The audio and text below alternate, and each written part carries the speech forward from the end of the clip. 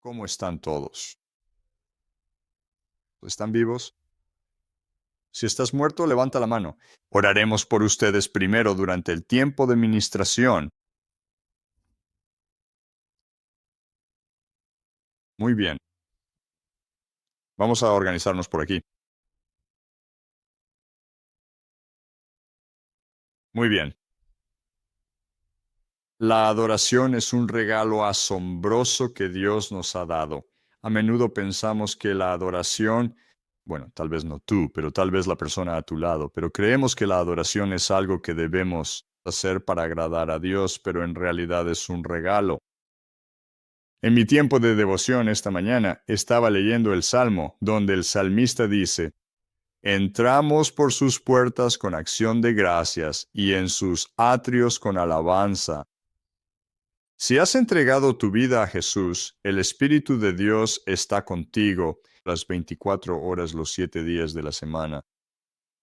Hay momentos en los que estás orando o haciendo cualquier cosa que podrían parecer aleatorios, pero de repente Dios te da a conocer su poder, su presencia y su voz de una manera asombrosa.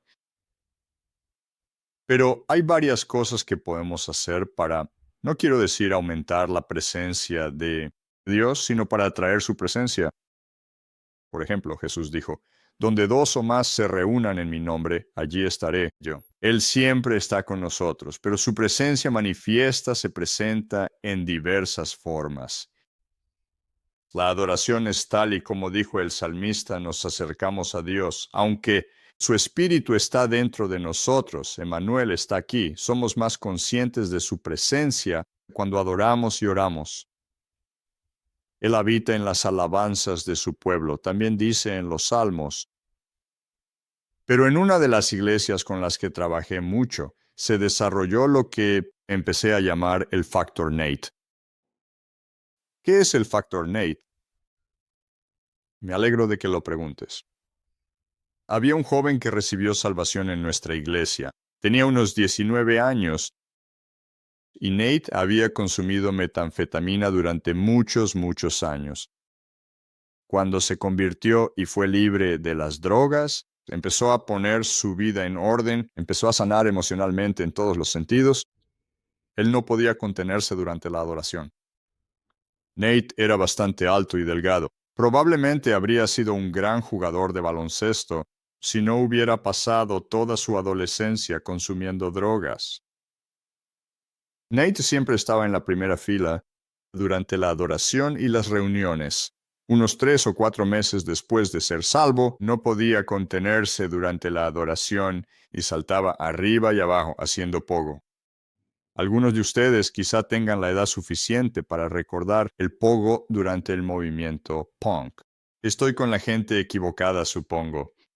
En fin, Nate hacía pogo y podía saltar muy alto. Lo hacía todo el tiempo. El Factor Nate empezó a contagiarse y se veía a la gente empezar a saltar arriba y abajo. Nuestra iglesia en aquella época colaboraba estrechamente con otras 2 iglesias de la ciudad. Aproximadamente una vez cada 3 meses, celebrábamos una noche especial de adoración en la que se reunían todas las iglesias. Normalmente yo predicaba en esas ocasiones, pero aunque estuviera predicando, me sentaba en la última fila porque me gustaba ver cómo respondía la gente al Factor Nate. Normalmente, hacia la segunda o tercera canción, Nate empezaba a darlo todo. Se veía esa cabeza sobresaliendo, unas 2 o 3 cabezas por encima de todos los demás, saltando arriba y abajo. Toda la gente que no iba a nuestra iglesia no estaba acostumbrada a eso. Se veían caras de ¿qué está haciendo? Él estaba loquísimo.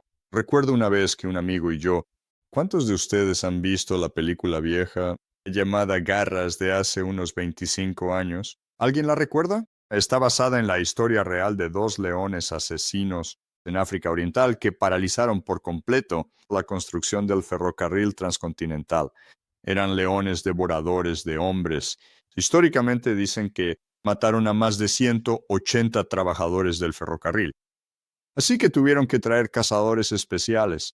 Entre los cazadores trajeron a algunos guerreros de la tribu Masái. Hay una escena en la película en la que los guerreros Masái están haciendo una danza ritual. Probablemente haya algo malsano en eso, no lo sé. En fin, pero mientras bailaban, empezaron a saltar muy alto.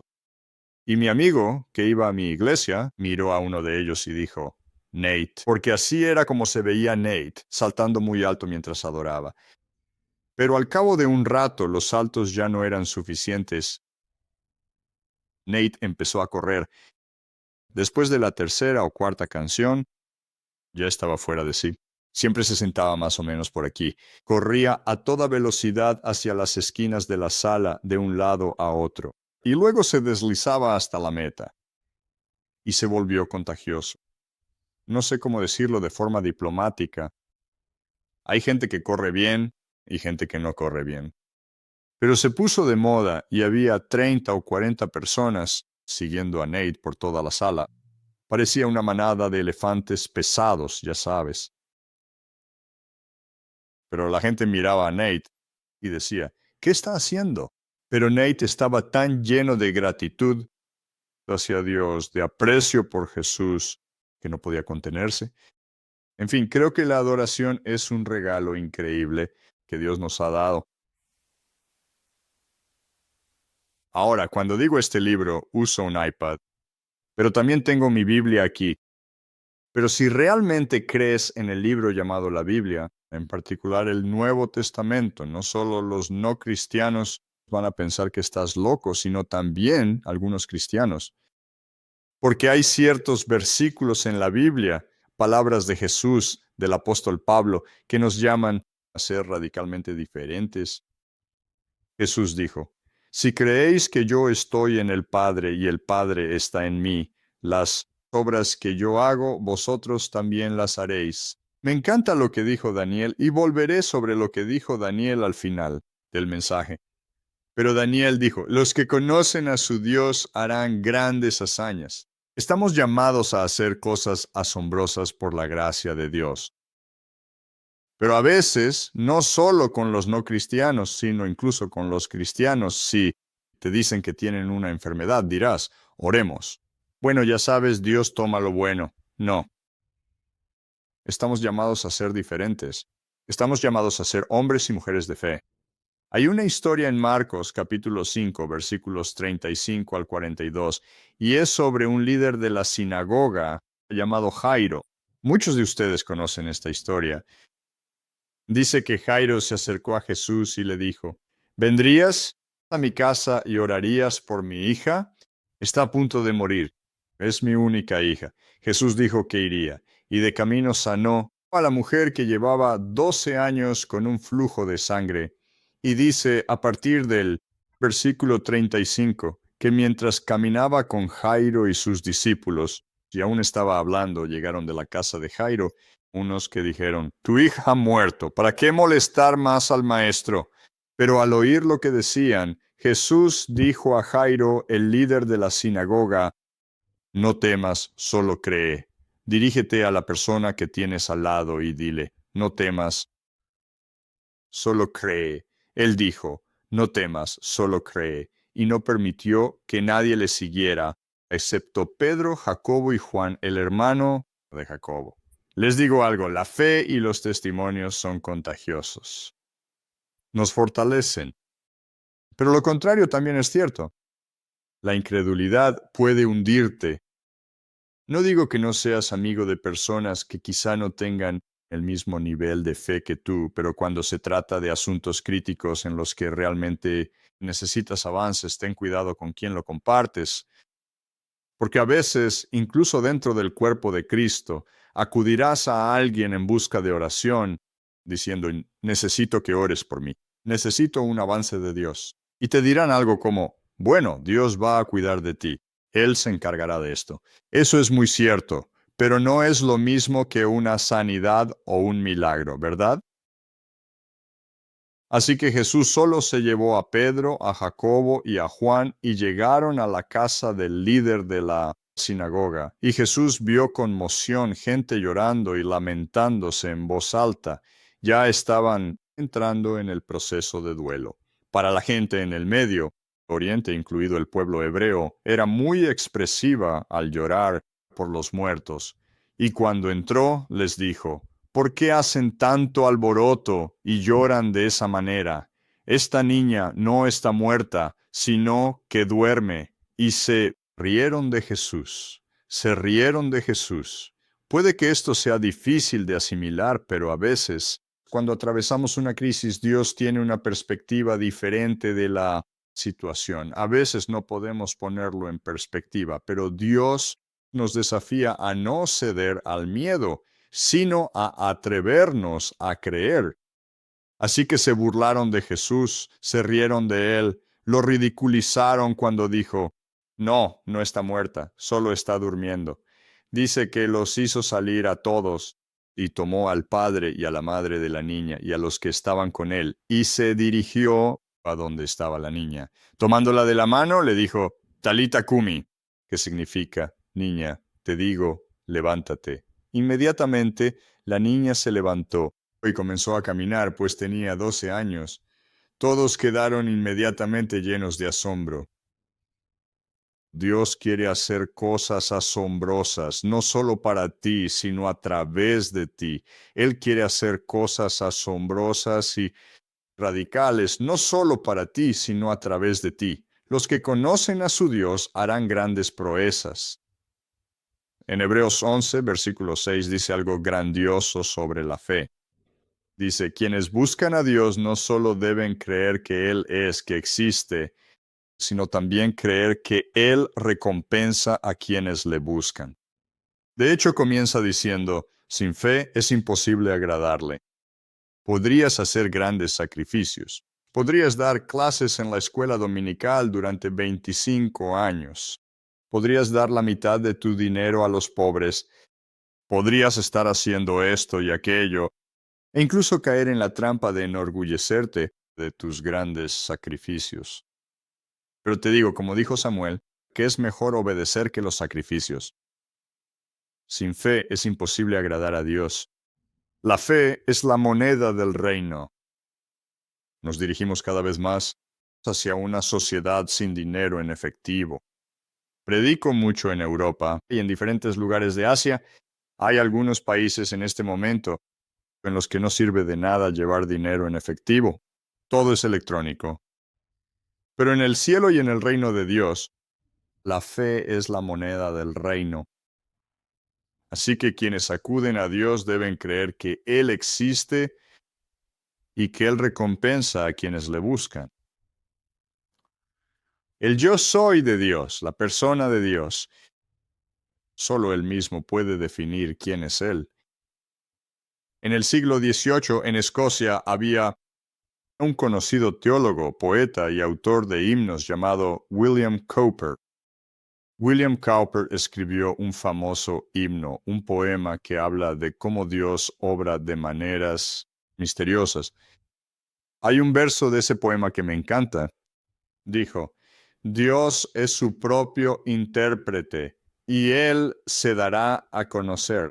Si realmente quieres tener una comprensión y una perspectiva precisas de Dios, necesitas dos cosas. Necesitas una buena predicación y enseñanza, pero también necesitas conocer la Biblia. Parece que en cada generación surge un grupo de personas que quiere recrear a Dios a imagen del hombre. Quieren decirte, oh, no creas demasiado, o quieren rebajar los estándares de Dios con los estándares del mundo. Quieren decir, algunas partes de la Biblia son buenas, pero no es. No, Dios es Dios todopoderoso. Su palabra es vida absoluta. Podemos basar nuestra vida en ella. Una de las cosas que realmente necesitas hacer, especialmente cuando estás pasando por una crisis, una prueba o una situación severa, es sumergirte en la palabra de Dios, en las promesas de Dios. Jesús es el Logos, Él es la palabra, Él es la revelación perfecta del Padre. Jesús dijo, si me ves a mí, ves al Padre. Nadie ha visto al Padre, al Dios invisible, en este lado del cielo. Pero puedes comprender la naturaleza, las verdades, los valores y el corazón del Padre cuando miras a Jesús y lees su palabra. Esta noche no voy a hablar específicamente sobre orar por los enfermos, sino que quiero hablar de la fe de Jesús, la fe de Yeshua.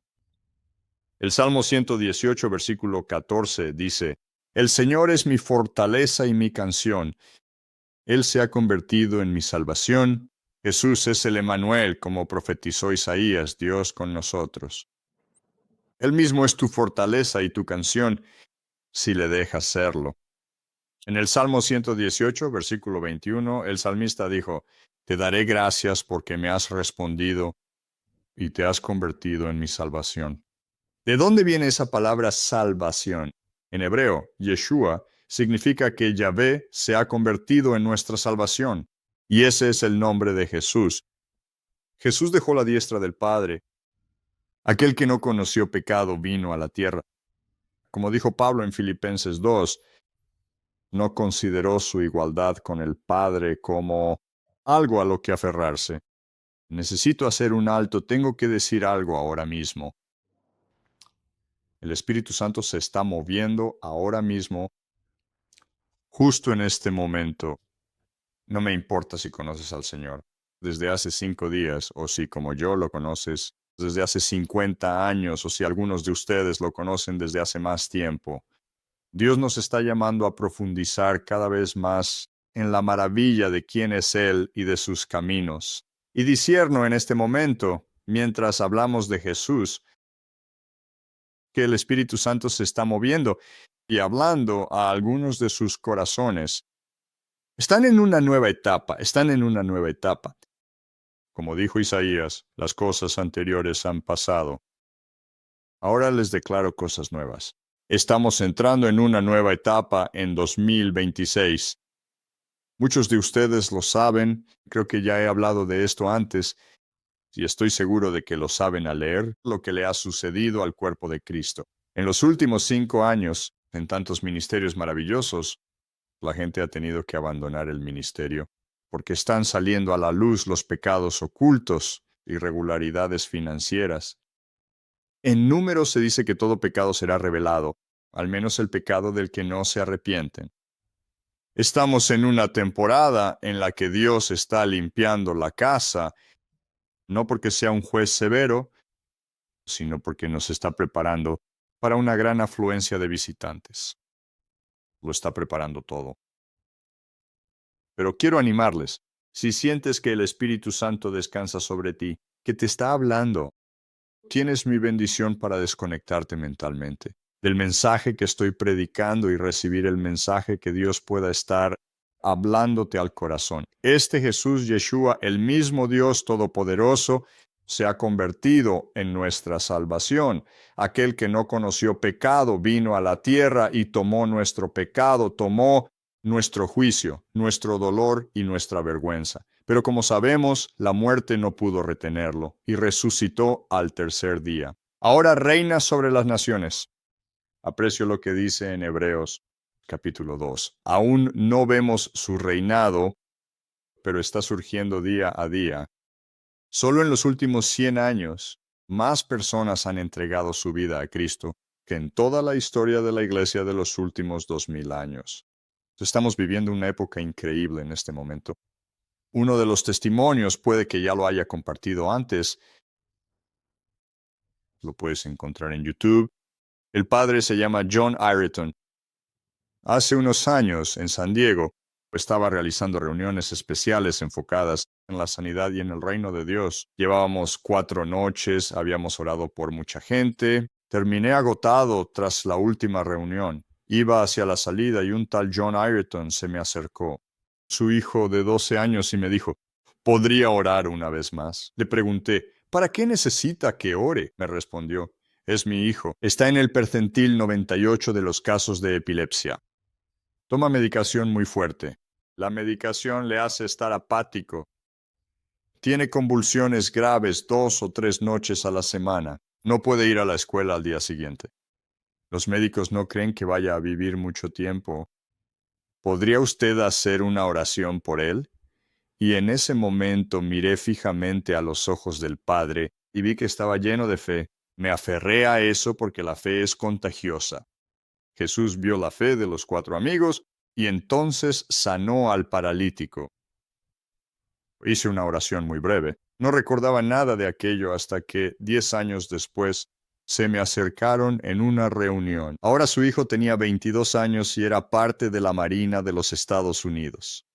Se presentó y me contó la historia.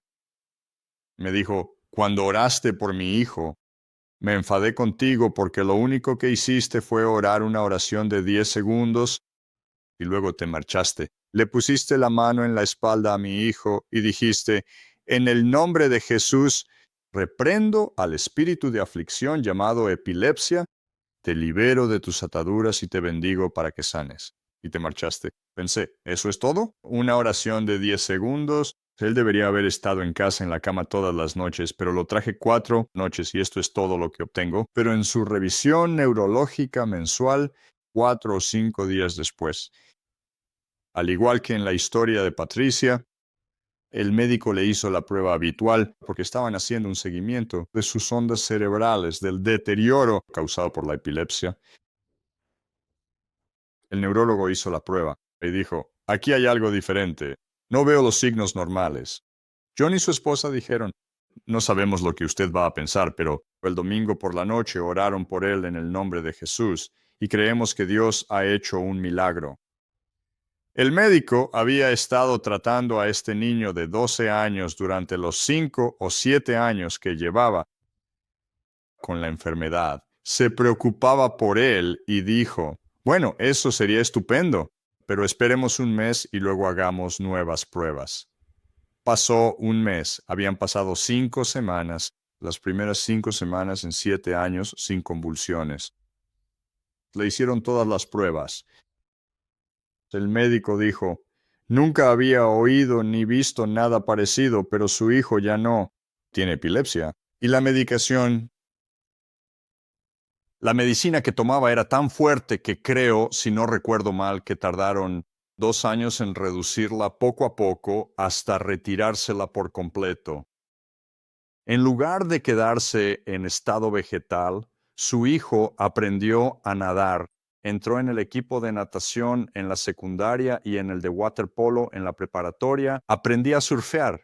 Cuando lo volví a ver a sus 22 años, su trabajo en la Marina consistía en entrenar a los jóvenes reclutas en entrenamiento físico. ¿Cuántos de ustedes saben que el diablo intentará herirlos precisamente en las áreas en las que Dios los llama a sobresalir? El diablo intentará herirlos precisamente en aquellas áreas en las que Dios los ha creado para sobresalir.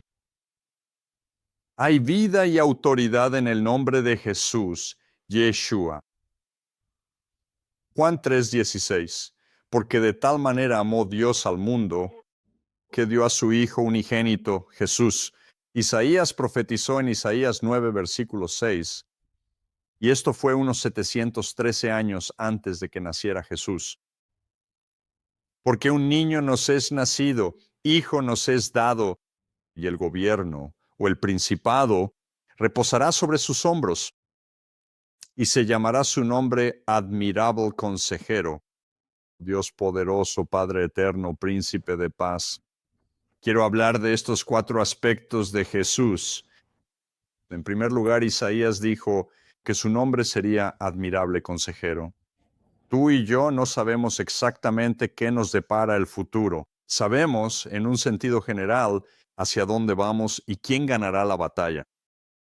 Estás en el equipo correcto, pero en cuanto a todos los detalles de tu vida, y como lo compartí ayer en la noche, he predicado sobre esto varias veces cuando he estado con ustedes. Uno de los versículos que guían mi vida es Primera de Corintios 2:9. Primera de Corintios 2:9 es un versículo que todo el mundo debería tener subrayado en su Biblia.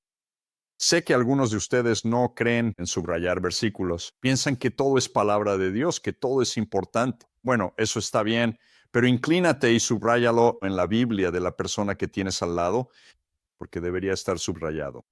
Primera de Corintios 2:9 dice, para aquellos que aman a Dios, Él tiene más para ellos, ni más de lo que sus ojos han visto, más de lo que sus oídos han oído, más de lo que siquiera podrías imaginar. Dios tiene mucho más para ustedes. ¿Cómo se supone que vamos a acceder al crecimiento, a las bendiciones y a la gracia que Dios tiene para nosotros si no podemos entenderlo? Bueno, tú no conoces tu futuro, pero tienes un admirable consejero que conoce tu futuro. Unas 8 personas están ligeramente emocionadas por ello. Tú no conoces tu futuro, pero tienes un admirable consejero que quiere guiarte y orientarte. Me encanta lo que Isaías dijo en Isaías capítulo 30, versículo 21. Habla de estar en una encrucijada en la que tienes que tomar una decisión crucial. Podría ser una elección de carrera, elección de universidad, una decisión en tu matrimonio o ministerio, pero dice, oirás una voz detrás de ti que te dirá al oído, gira por aquí. Dios conoce los planes específicos que tiene para ti. Jesús dijo en Juan 16, pero cuando venga Él, el Espíritu de verdad, os guiará a toda la verdad, porque no hablará por su propia cuenta, sino que hablará lo que oiga y os revelará lo que está por venir. Santiago dijo en Santiago 1, 5 y 6, y si alguno de vosotros tiene falta de sabiduría, nos pasa a muchos, sobre todo a mí. Si a alguien le falta sabiduría, pídala a Dios, el cual da a todos abundantemente y sin reproche, y le será dada. Pero pida con fe, no dudando nada, porque el que duda es como la onda del mar, movida por el viento. Él conoce tus días antes de que empiecen. Ignoramos el futuro, pero nuestro consejero no. Mi esposa y yo vivimos unos 10 años en Dayton, Ohio. Ya se los he compartido antes, soy un motociclista apasionado. En Ohio, mi principal compañero de ruta es Randy. Randy y yo aún salimos en moto juntos. Él tiene una moto en San Diego. Vuela hasta allí de 2 a 4 veces al año y salimos a andar en moto durante 2 o 3 días. Pero quiero contarles un poco sobre Randy. La vendió el año pasado, pero Randy fue propietario durante 30 años de una empresa muy peculiar. Fabricaban limas que los herreros y herradores utilizaban en las pezuñas de los caballos para herrarlos. Eran uno de los principales fabricantes de limas para herraduras en el mundo. Su principal competidor era una empresa de China. La empresa china lanzó una campaña para sacar del mercado al negocio de mi amigo Randy. Empezaron a vender sus productos a precios muy inferiores. Ellos podían permitírselo mientras que Randy no, porque Randy pagaba a los 35 o 40 empleados de su fábrica buenos salarios y les ofrecía un buen seguro. Pero en la empresa china eso no era así. Así que vendían a precios muy bajos y tras 4 o 5 meses así, estaban perdiendo ventas drásticamente.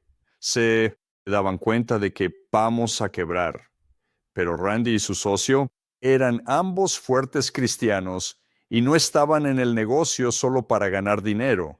Sentían una responsabilidad hacia sus 35 o 40 empleados y sus familias. ¿Qué iban a hacer si perdían sus trabajos? Así que Randy y su socio empezaron a orar porque se dieron cuenta de que toda la sabiduría pertenece a Dios. Tras 1 o 2 semanas de oración, Dios le reveló a Randy el diseño de un nuevo tipo de lima para trabajar con caballos. Tengo que poner esto en perspectiva porque cuando Randy me contó esto y yo incluí su historia en uno de mis libros, el herraje de caballos no es una industria de alta tecnología nueva. No es como si cada año necesitaras el último iPhone, los últimos avances. Probablemente llevan herrando caballos desde el año 1200 o incluso antes. Es una industria antigua. ¿Qué podría haber de nuevo? Pero Randy sabía que Dios les había dado esta idea, así que elaboraron los planos, los patentaron y fabricaron algunos prototipos.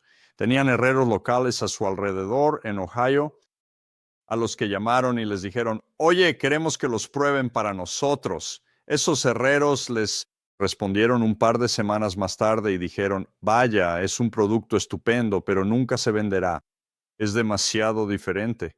Pero Randy y sus socios sabían que Dios les había dado esa idea. Así que se lanzaron a fabricarlos. No sé cómo funciona la fabricación de productos metálicos, los tintes y las plantillas, los moldes, todo eso. Empezaron a fabricar. Esto ocurrió entre 2008 y 2009. En 2008 hubo crisis financieras en todo el mundo. Ohio se vio especialmente afectado. Había mucha industria manufacturera en Ohio. En Dayton había fábricas de automóviles, de todo tipo de cosas. Mucha gente perdió su trabajo. La gente de mi iglesia en Ohio perdió sus trabajos, sus pensiones. Algunas personas incluso perdieron sus casas. No podían pagar la hipoteca. Fue una época de locura. Fue entonces cuando Dios le dio a Randy la visión de ese nuevo producto. Randy no solo conservó los puestos de trabajo de todos sus empleados, sino que tuvo que contratar a más personal porque ese nuevo producto empezó a venderse muy bien. Tuvieron que alquilar un edificio más grande porque tuvieron que contratar un turno completo nuevo para tener 3 turnos trabajando las 24 horas del día. Dice en el Salmo 37, el justo prosperará incluso en tiempos de hambruna. Si lees las noticias, ten cuidado con la cantidad de información que absorbes. Hay tantas cosas negativas. Deja que tus noticias provengan del trono de Dios. Él conoce el futuro. Es mejor pronosticador de noticias que nadie. Jesús conoce tu futuro. Conoce los planes que el Padre tiene para ti. Quiere aconsejarte. Su mirada está puesta en ti. Quiere guiarte y orientarte. El segundo nombre que Isaías dijo de Jesús fue Dios Todopoderoso.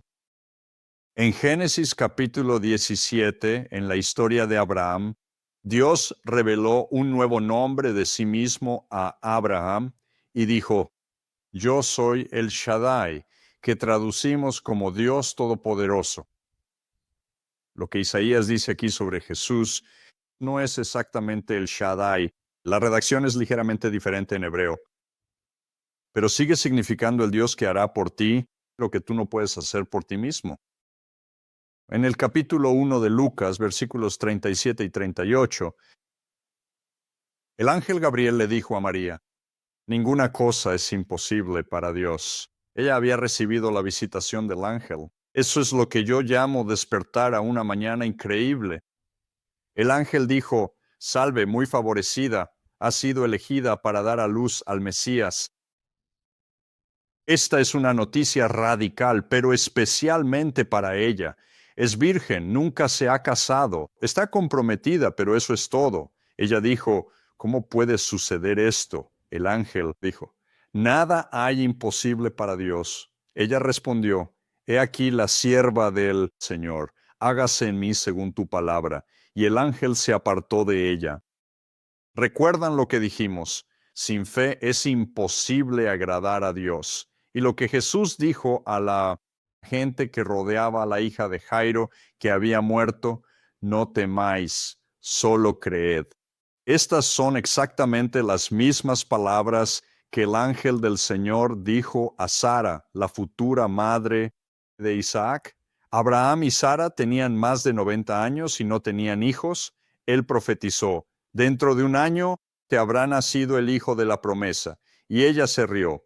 Pero la presencia del ángel del Señor dijo, ¿por qué te has reído? Nada será imposible para Dios. A veces Dios permite que nos encontremos en situaciones imposibles porque quiere revelar su gloria. Hay una cita que me encanta y que dice algo así. Si descartas una situación tras otra por no ser la adecuada, no habrá absolutamente ningún lugar para que el reino de Dios se manifieste en tu vida. Esto es difícil de aceptar, especialmente cuando estás pasando por una crisis, pero Dios realmente es capaz de hacer que todas las cosas obren para bien para aquellos que le aman. A veces la fe no es lo que sientes. Puedes estar de duelo, puedes estar pasando por todo tipo de confusión y tristeza, Pero aún así, tener en tu corazón esa paz que sobrepasa todo entendimiento, sabiendo que Dios es más grande que tus emociones, y ahí es donde eres obediente a Dios a pesar de la situación exterior. Hace años estaba hablando en otra iglesia y en una de las sesiones hablaba de Jesús, el príncipe de paz, y el Señor me dio una palabra de conocimiento. Me dijo que orara por las personas que tenían desequilibrios químicos que les llevaban a la depresión, no a la depresión por abuso y cosas por el estilo. Eso es ligeramente diferente. Sino personas que tenían desequilibrios químicos, como cuando el cuerpo no produce suficientes endorfinas y otras cosas, y muchas veces se sienten emocionalmente muertos. Así que dije, las personas a las que se les ha diagnosticado un desequilibrio químico que conduce a la depresión, quizá tomes antidepresivos, quizá no, pasen al frente. Unas 30 personas se acercaron. Apenas conocía a algunos de ellos en la iglesia, pero había un hombre que se acercó con todos los demás. Se estaba acercando. El Señor me dijo, dile que esta noche es su noche. Conozco un poco su historia porque unos 3 meses después se puso en contacto con nosotros y grabamos un vídeo con su testimonio. Se llama Owen. Owen tenía unos 50 o 55 años en el momento de esta historia. Owen dijo que en todos sus recuerdos, incluidos los más tempranos, de cuando tenía 4 o 5 años, siempre se había sentido deprimido. Incluso cuando estaba rodeado de amigos, se sentía solo. Durante toda la escuela, la universidad y su vida, siempre se sintió de segunda clase, el segundo mejor, como si todos los demás fueran mejores que él. Llevaba 25 años tomando antidepresivos. ¿Cuántos de ustedes saben que eso es mucho tiempo? Para algunos de ustedes es toda una vida, pero el Señor me dijo que le dijeras, esta noche es tu noche, oramos por él. Y se puso en contacto con nosotros 3 meses después. Dijo que aquella noche cuando se fue a la cama por primera vez en su vida se sintió bien, se sintió en paz. De hecho, se sintió feliz. No tomó su antidepresivo nocturno, se despertó a la mañana siguiente. Se sentía realmente bien. Dijo, mi vida ha cambiado tanto que mi mujer siente que tiene un nuevo marido. 3 meses después dejó por completo los antidepresivos y sano por completo. Pero unos 3 meses después, cuando nos contó esto y grabamos el vídeo del testimonio, trajo a su hermano. Su hermano daba un poco de miedo. Medía como 1.95 metros y era un tipo grande y fornido. Parecía una montaña con piernas cuando caminaba. Cuando su hermano te miraba así. Dijo, este es mi hermano. No es cristiano y mi hermano es bipolar. ¿Cuántos de ustedes saben que una de las cosas más difíciles de tratar para los psicólogos son las personas con trastornos bipolares? O sea, una persona maníaco-depresiva. Y dijo, lleva muchos años tomando medicación fuerte para intentar mantenerlo equilibrado, pero lo está pasando mal en la vida. Le conté lo que Jesús hizo por mí cuando oraste por mí. ¿Orarías por él? Su hermano se alzaba sobre mí mirándome así. Le dije, sí, oraré por ti. No conozco toda la historia porque su hermano empezó a asistir a otra iglesia. Su hermano no es cristiano. Pero al cabo de 2 meses, el psiquiatra le retiró a su hermano la medicación para el trastorno bipolar. Como algunos de ustedes sabrán, si han tenido un amigo o familiar con trastorno bipolar, yo tenía un buen amigo que padecía este trastorno. Estaba bien cuando tomaba su medicación, pero cuando dejaba de tomarla, era un desastre. Pero evidentemente sano de manera impresionante. Este es nuestro Dios. Las cosas que son imposibles para nosotros nunca son difíciles para Él. Alguien me pidió que contara una historia sobre la lucha entre la fe y la incredulidad al mismo tiempo. ¿Cuántos de ustedes saben que a lo largo de la vida las cosas rara vez son blanco o negro? Pablo dijo que luchamos la buena batalla de la fe. Siempre existe la tentación de ceder al miedo, siempre está la tentación, pero deben darse cuenta de que no tienen por qué apropiarse de esa tentación. Cuando la tentación se les acerque, pueden darse cuenta de que esto viene del diablo, esto ya no soy yo, pero a medida que vamos de poder en poder, de avance en avance y de gloria en gloria, luchamos con el equilibrio entre tener fe y luchar contra la incredulidad al mismo tiempo. Hay una gran historia en Marcos capítulo 9 sobre el hombre que tenía un hijo endemoniado. Los demonios hacían que su hijo a veces cayera en un estanque de agua para ahogarlo y otras veces en el fuego. El padre le dijo a Jesús, lo llevé a tus discípulos y no pudieron hacer nada. ¿Puedes tú hacer algo? En Marcos 9, versículos 23 y 24, Jesús dijo, si puedes creer, todas las cosas son posibles para el que cree. Todas las cosas son posibles. Lo que me encanta de esta historia es la respuesta del padre. Inmediatamente, el padre del muchacho gritó y dijo, creo, ayúdame en mi incredulidad. Hola. Así que podemos avanzar con fe. Podría contarte historias de personas con enfermedades graves durante las reuniones, por las que terminé orando por ellas, pero cuando compartí la palabra de conocimiento, tuve que hacerlo como 3 veces, y al final la única razón por la que se acercaron fue porque otras personas de la iglesia empezaron a señalarlas, ya que conocían su situación. No querían acercarse para que oraran por ellas, pero para su sorpresa fueron sanadas. A veces, la fe es cuestión de estar en el lugar correcto, en el momento correcto.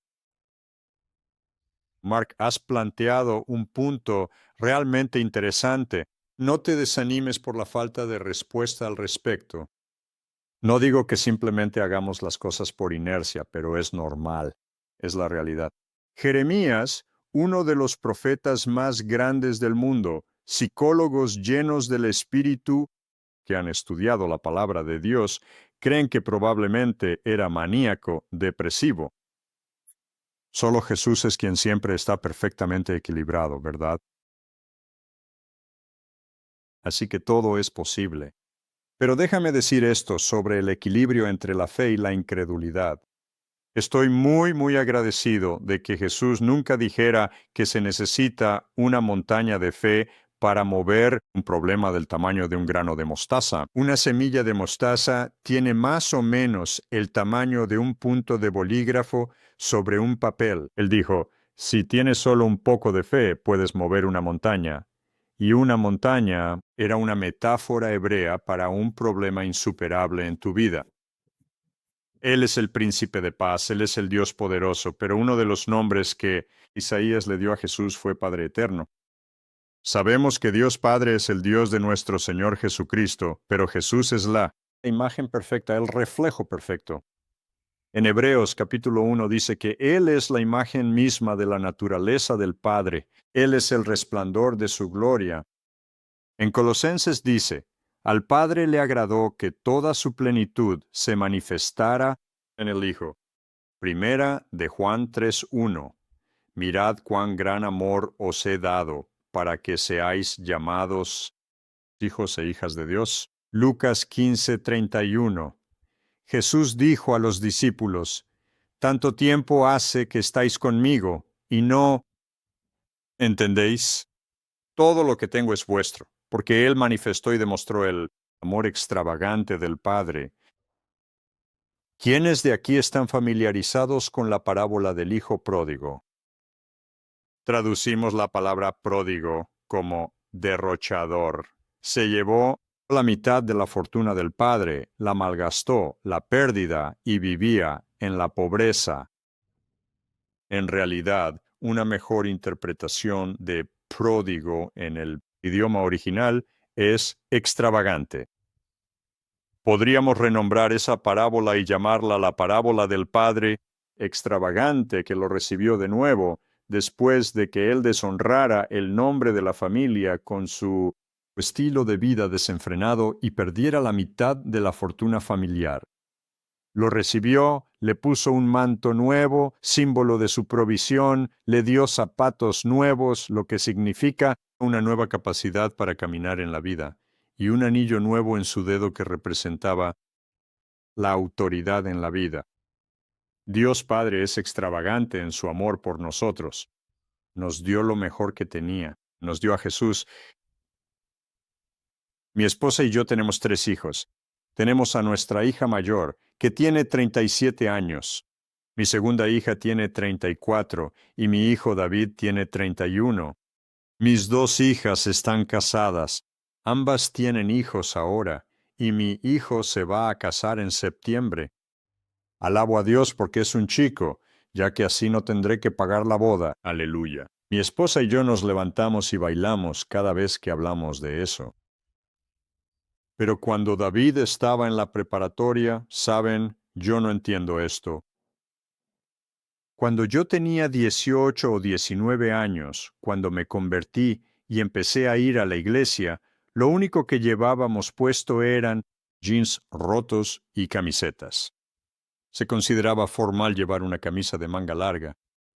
Intento, por respeto a las iglesias a las que voy a predicar ahora, vestirme de forma más o menos decente. Afortunadamente, era demasiado joven para ser hippie. Estuve entre esa época y el movimiento punk. Pero nunca me ha gustado llevar corbata. Hay algunas iglesias a las que voy que culturalmente son muy formales, así que cuando predico me pongo traje y corbata, solo porque a veces lo que tengo que decir ya es bastante difícil de asimilar.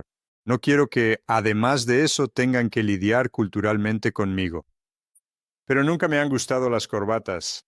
Pero mi hijo David pasó por una etapa, cuando estaba en su segundo año, tercer año de preparatoria, en la que su grupo solía llevar bonitas camisas de botones y corbatas. Pensé, ¿en qué he fallado como padre?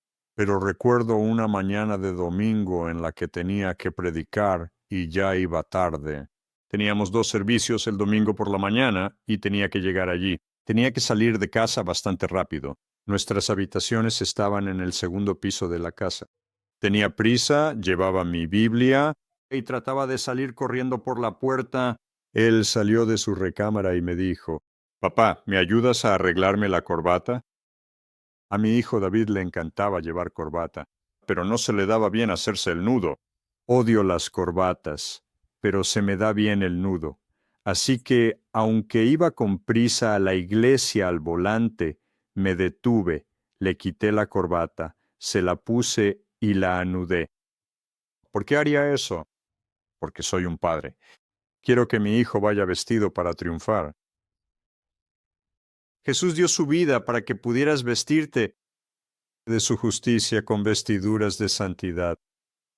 Así que cuando el Padre nos ve ahora, no nos ve según nuestros pecados pasados, nos ve en la justicia de Jesús. El apóstol Pablo habló de que estamos revestidos de la justicia de Jesús. Y este es Jesús. Él es la representación perfecta de un Padre que ama con generosidad extrema. El último título que Isaías le dio a Jesús fue Príncipe de Paz. Jesús dijo en Juan 14, versículo 27, «La paz os dejo, mi paz os doy, yo no os la doy como el mundo la da. No se turbe vuestro corazón ni tenga miedo». Hizo una distinción increíble entre la paz del mundo y la paz del reino de Dios. El apóstol Pablo dijo en Romanos 14, 17, «El reino de Dios es justicia, paz y gozo en el Espíritu Santo». Así que, aunque todavía no estemos en el cielo, siempre podemos experimentar el reino de Dios, no solo su poder, sino su paz y el gozo del Espíritu Santo, la justicia de Dios. El mundo tiene paz momentáneamente si siente que lo tiene todo bajo control, si tiene una cierta cantidad de dinero en el banco, si tiene el auto adecuado, la ropa adecuada, la casa adecuada, todo eso. Pero me encanta lo que dicen los salmos, que aquellos que cambian a otro Dios, sus tristezas se multiplicarán. Constantemente en las noticias Leemos sobre una persona rica tras otra, una persona famosa tras otra, una reina de belleza, una estrella de cine, quien sea, que va de tragedia en tragedia. Porque la paz que el mundo puede ofrecerte es una paz falsa, no dura. La paz que Jesús da es una paz que, como dijo Pablo, sobrepasa todo entendimiento. Filipenses 4, versículos 4 al 7. Regocijaos en el Señor siempre. Una vez más diré, regocijaos, vuestra bondad sea conocida por todos los hombres. El Señor está cerca. Por nada estéis afanosos. Antes bien, en todo mediante oración y súplica con acción de gracias, sean dadas a conocer vuestras peticiones delante de Dios. Y la paz de Dios, que sobrepasa todo entendimiento, guardará vuestros corazones y vuestros pensamientos en Cristo Jesús. Isaías continuó en Isaías capítulo 9, versículo 7. Dijo, el aumento de su gobierno y de su paz no tendrán fin.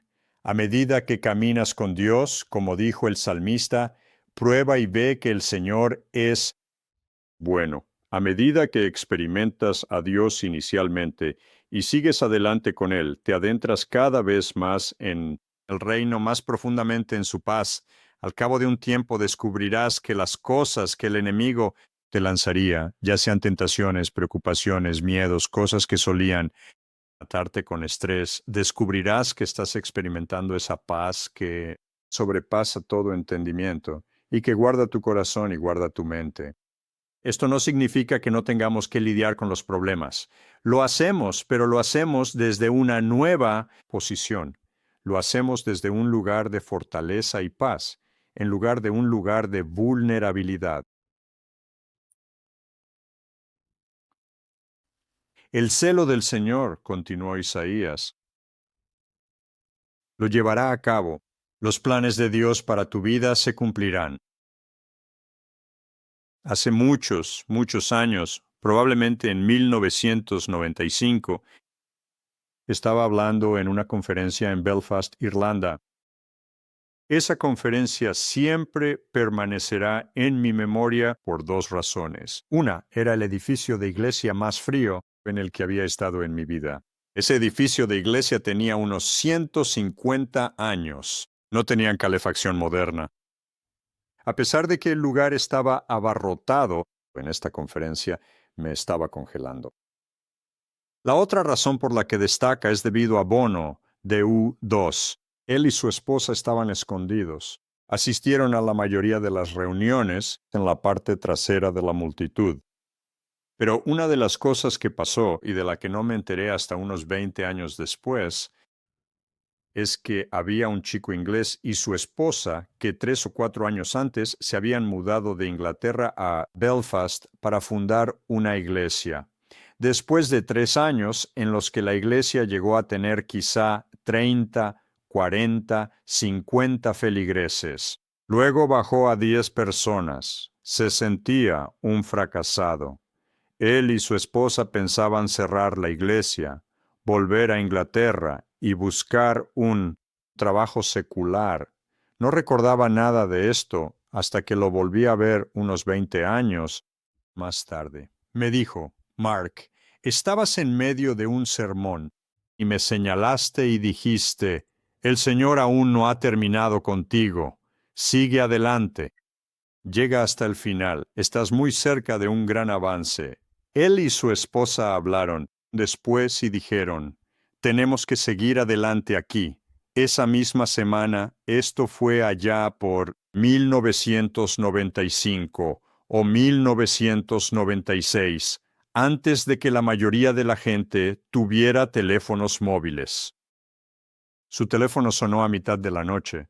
¿Recuerdas cuando tenías teléfono fijo y sonaba a la mitad de la noche? Te levantabas de un salto pensando que estaban entrando en tu casa, que hay un incendio o algo así. Pero en la mitad de la noche suena su teléfono. El apellido del pastor es Christie, y una mujer dice, ¿es usted el pastor Christie? Él responde, bueno, creo que sí. Son como las 3 de la madrugada. Ella dijo, usted no me conoce, nunca nos hemos visto, pero alguien me acaba de hablar de usted. Ella dijo, soy una prostituta. Estoy a punto de suicidarme. Le dije a mi mejor amiga que iba a suicidarme y ella me dijo, bueno, he oído hablar de este pastor. Tienes que llamarlo. A las 3 de la madrugada no se piensa con mucha claridad, pero él le dijo, bueno, si piensas suicidarte, puedes esperar hasta las 9 y nos vemos a las 8. Necesito dormir un par de horas más. ¿Cuántos de ustedes saben que el reino tiene un lado práctico? Así que se reunió con ella a las 8 de la mañana. La guió hacia el Señor. Ella fue liberada de su estilo de vida y de sus adicciones. Terminó volviendo a la escuela. Nosotros lo llamaríamos abogada. En esa parte del mundo lo llaman barrister. Obtuvo su título universitario. Luego pasó a la Facultad de Derecho y se graduó como barrister. Terminó siendo una de las abogadas más influyentes de Dublín, trabajando para muchas grandes empresas. Cuando él la llevó al Señor, no sabía todo lo que iba a suceder en su futuro, pero fue un momento decisivo en su vida porque ella empezó a hablarle a otras personas de él. De repente, aquella iglesia que crecía un poco y luego se reducía, empezó a crecer y crecer y crecer. Él acabó teniendo un ministerio muy significativo durante varios años allí en Dublín. El Señor de los ejércitos cumplirá sus planes para nuestras vidas. Él es el príncipe de paz, y lo que ha comenzado en ti, Él quiere que crezca y crezca y crezca. El pastor Mark y yo estábamos hablando hoy durante el almuerzo sobre la autoridad que tenemos en el nombre de Jesús. Una de mis historias favoritas del libro de los Hechos es cuando Pedro y Juan realizaron, por la gracia de Dios, el milagro del hombre cojo que mendigaba todos los días a las puertas del templo. Todo el mundo en Jerusalén conocía a este hombre. Todo el mundo pasaba junto a él muchas, muchas veces. Era un personaje habitual. Así que cuando fue sanado, se desató un alboroto y la gente corrió hacia Pedro y Juan. Dice que los miraban como si fueran dioses. Pero ellos respondieron en Hechos 3, versículo 16. Dijeron, en el nombre de Jesús, por la fe en su nombre, lo que ha fortalecido a este hombre a quien veis, y la fe que viene por medio de Jesús, le ha dado a este hombre perfecta sanidad en presencia de todos vosotros. Es la fe en el nombre de Jesús. No es solo un nombre, sino quién es Él. Como dije al principio de la reunión, lo que dijo Daniel, los que conocen a su Dios, los que conocen el nombre de Jesús. Mucha gente conoce el nombre de Jesús y muchos lo usan como un insulto, pero los que le conocen, que conocen su nombre, que conocen su verdad, que conocen su bondad, ellos harán grandes proezas. Quiero terminar simplemente mencionando una de las parábolas que contó Jesús.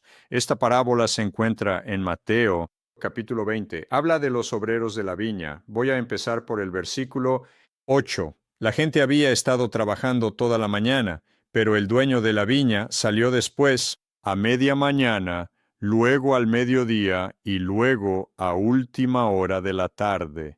Seguía trayendo a más obreros. Dice en el versículo 8 que, al llegar la tarde, el dueño de la viña dijo a su mayordomo, llama a los obreros y págales su jornal, comenzando por los últimos hasta los primeros. Cuando llegaron los que habían sido contratados como a la hora 11, cada uno recibió un denario. Y cuando llegaron los que fueron contratados primero, pensaban que recibirían más, porque habían estado allí muchas más horas, pero ellos también recibieron un denario cada uno, lo cual era una buena suma de dinero. Pero al recibirlo murmuraron contra el dueño de la casa, diciendo, estos últimos trabajaron solo 1 hora, pero los has hecho iguales a nosotros, que hemos soportado el peso y el calor abrasador del día. Pero él respondió a uno de ellos y le dijo, amigo, no te hago ninguna injusticia. ¿No conviniste conmigo en un denario? Toma lo que es tuyo y vete. Pero yo quiero darle a este último lo mismo que a ti. ¿No me es lícito hacer lo que quiero con lo que es mío? ¿O tienes tú envidia porque yo soy bueno? Así que los últimos serán los primeros y los primeros serán los últimos. ¿Por qué les cuento esto? ¿Por qué quiero terminar con esto? Es fácil mirar a algunos líderes en el cuerpo de Cristo, pastores, ancianos, alguien que tiene un ministerio de sanidad, un profeta o un evangelista y pensar, tienen un don extraordinario, así que por supuesto van a ver eso.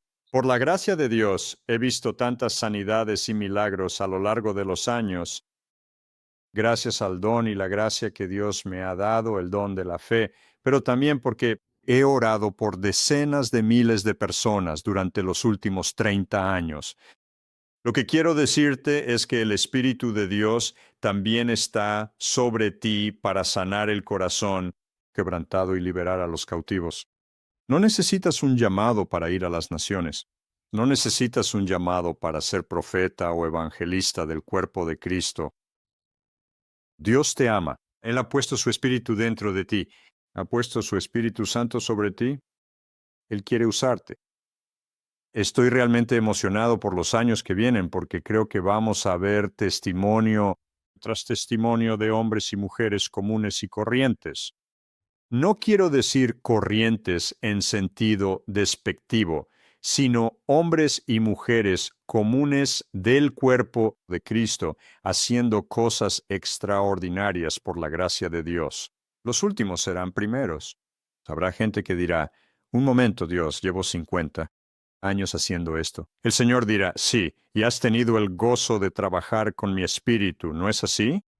Pero los últimos serán primeros y los primeros serán últimos. Así que esta noche no solo vamos a orar por la sanidad, sino que vamos a dedicar unos momentos a pedir una unción sobre ustedes, para que donde estés, Dios te use en sanidades, milagros, señales y prodigios, liberando cautivos y sanando los corazones quebrantados. Amén.